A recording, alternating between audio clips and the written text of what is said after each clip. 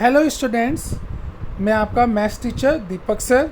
और बेटा ये आपकी आज की वर्कशीट है। वर्कशीट का नंबर है वर्कशीट नंबर 12। और बेटा आज की तारीख है 3 सितंबर 2021। और बेटा वर्कशीट है ये 8वीं क्लास की गणित की वर्कशीट। ठीक है, वर्कशीट का आपका टॉपिक है बेटा वर्ग और वर्गमूल। ये आपका हम चैप्टर शुरू कर रहे हैं आज, वर्ग और वर्गमूल। ठीक है, वर्ग क्या होता है सबसे पहले इसके बारे में जानते हैं। पहले बच्चों, जब भी हम किसी भी संख्या का वर्ग करते हैं तो उसके ऊपर हम जो उसकी घात है उसे 2 लगाते हैं, घातांक है वो 2 लगाते हैं।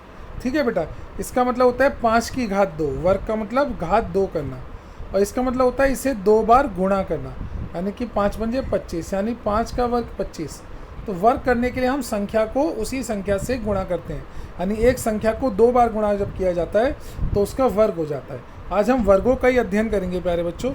सबसे पहले हम इस सारणी को देखते हैं। यहाँ पे एक सारणी दी गई है बच्चों।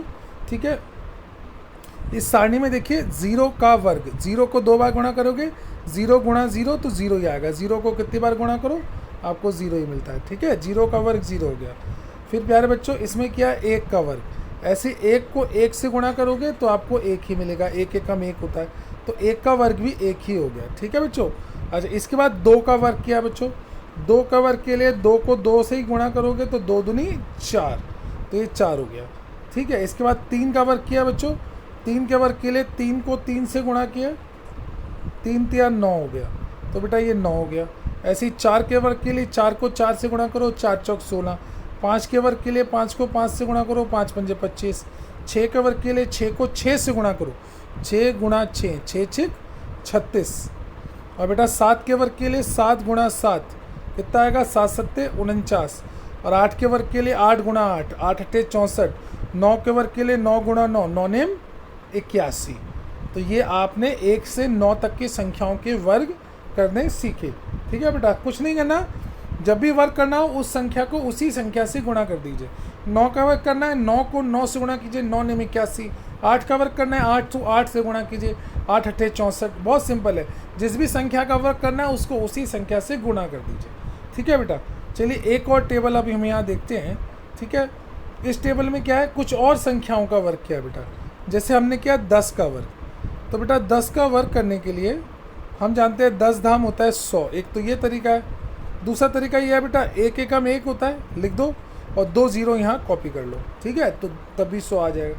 या तो 10 धाम 100 कर लो, या 1 एकम 1 करके 2 0 यहाँ पुट कर दो, तो ये तब भी 100 आंसर आ जाएगा। इसके बाद बेटा क्या किया, इसके बाद 11 का वर्ग किया, ये 11। तो 11 का वर्ग करने के लिए 11 को 11 से गुणा किया। चलिए 11 को 11 से गुणा करके देखते हैं। ठीक है, 11 एकम 11, हाथ से लिखिए 11 एकम 11 और 1 12, 121 आ गया। तो बेटा इसी तरह 11 का वर्ग हो गया 121। ठीक है, इसके बाद किसका वर्ग किया, इसके बाद 12 का वर्ग किया।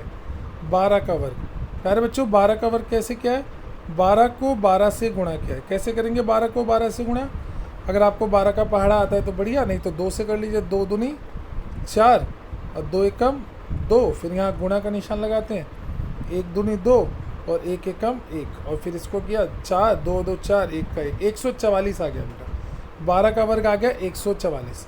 ऐसे बेटा 13 का वर्ग किया है, 13 को 13 से गुणा करेंगे तो ये आप करके देखना, 13 का वर्ग 169 आएगा।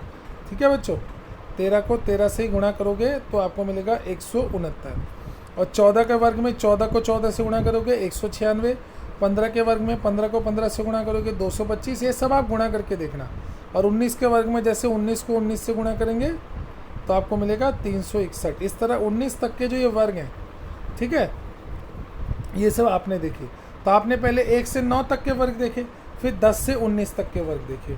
ठीक है, अच्छा अगर 20 का वर्ग करना होता तो क्या होता बेटा, 20 का वर्ग करने के लिए आपको 20 को 20 से गुणा करना पड़ता। तो क्या होता है, 2 दूनी 4 आप लिख देते, और 2 0 है ना तो 2 0 यहाँ लगा देते। तो बेटा 20 का वर्ग होता है 400। बहुत सिंपल है। ठीक है, अच्छा अब यहाँ पे देखिए बच्चे रिक्त स्थानों को भरना है। 31 का वर्ग करना है। चलिए 31 का वर्ग करके देखते हैं, यानी 31 को 31 से ही गुणा करना है। तो चलिए 31 का पहाड़ा तो नहीं आता होगा आपको, तो चलिए 1 से गुणा करते हैं। 1 एकम 1 और 1 तिया 3, यहाँ हमने 3 लिख दिया। यहाँ गुणा का निशान बच्चों, 3 एकम 3 और 3 तिया 9 आ गया। अब इसे जोड़ लेते हैं, 1 तीनों 3 6, 9 का 9, तो 961। 31 का वर्ग कितना आ गया बच्चों? 961। 31 का वर्ग आ गया 961, 961, 961। अब करना है बेटा 57 का वर्ग। चलिए 57 का वर्ग भी करके देखते हैं। 57 को 57 से गुणा करना है, चलिए करते हैं। 7 सत्ते 49, हाथ से लगी 4, 7 पंजे 35 और 4 39, ठीक है। फिर गुणा का निशान लगा देते हैं। 5 सत्ते 35, हाथ से लगी 3, 5 पंजे 25 और 3 28, तो ये आ गया। अब इन्हें जोड़ते हैं बेटा, जोड़ने पे क्या आएगा?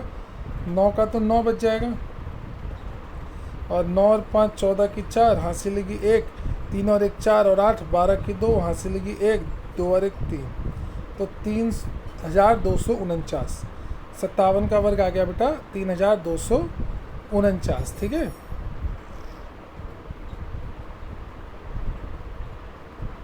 तो बेटा ये आपका हो गया 57 का वर्ग 3249। तो यहाँ हम लिख देते हैं 3249। तो इस तरह बेटा आप किसी भी संख्या का वर्ग कर सकते हो, ठीक है। चलिए अभी ये जो हमने 2 टेबल देखी, हमने क्या इसमें अवलोकन किया, ध्यान से देखिए। हमने क्या देखा? हमने देखा बेटा 10 एक सम संख्या है। 10 के देखिए 10 जो है 2 से भाग हो जाता है ना, पूरा पूरा 2 के पहाड़े में आता है, तो इस 10 एक सम संख्या है। और 10 का वर्ग 100, ये भी सम संख्या है। जबकि 11 एक विषम संख्या है, 11 2 से भाग नहीं होता, और 11 का जो वर्ग है वो भी एक विषम संख्या है। यानी बेटा जो सम संख्या का वर्ग होता है वो हमेशा एक सम संख्या होती है, और जो विषम संख्या का वर्ग होता है वो हमेशा एक विषम संख्या होती है। सम संख्या का वर्ग सम संख्या होती है, विषम संख्या का वर्ग विषम संख्या होती है। ये आपको याद करना पड़ेगा। और बच्चों आप एक काम और करना, ये जो 0 से लेके आपने 20 तक सारे वर्ग देखें आज, वो 0 से 20 तक सारे वर्ग आप याद कर लेना, करके भी देख लेना सारे कि ये आंसर आ रहे हैं या नहीं, गुणा कर करके देखने आपको, और फिर आपने इनके आंसर्स को याद भी कर लेना। 0 से 20 तक के वर्ग आपको याद होने चाहिए, ठीक है। और बेटा हमने क्या देखा? हमने ध्यान से देखिए, हमने देखा जिस संख्या के अंत में जितने शून्य आते हैं वर्ग करने पर उस संख्या के अंत में दुगने शून्य आ जाते हैं, ठीक है। जैसे बेटा जैसे हम किसी भी संख्या का वर्ग कर रहे हैं, यानी देखिए 300 को अगर हम 300 से गुणा कर रहे हैं तो 300 में 2 0 है ना, तो इसका आंसर क्या आएगा? 3 3 9, 2 और 2 4 0 आ जाएंगे। तो बेटा वर्ग करने पे जब भी 0 वाली संख्या का वर्ग करते हैं तो संख्या में जितने 0 होते हैं उससे दुगने 0 उसके आंसर में आते हैं। 2 0 हैं तो आंसर में 4 0 आएंगे, 4 0 हैं तो आंसर में 8 0 आएंगे, 1 0 है तो आंसर में 2 0, मतलब दुगने 0 उसके आंसर में आएंगे, ठीक है, वर्ग करने पे। ये बिल्कुल ध्यान करना, ये बहुत आसान चीज़ है। अच्छा बेटा आगे बढ़ जाते हैं।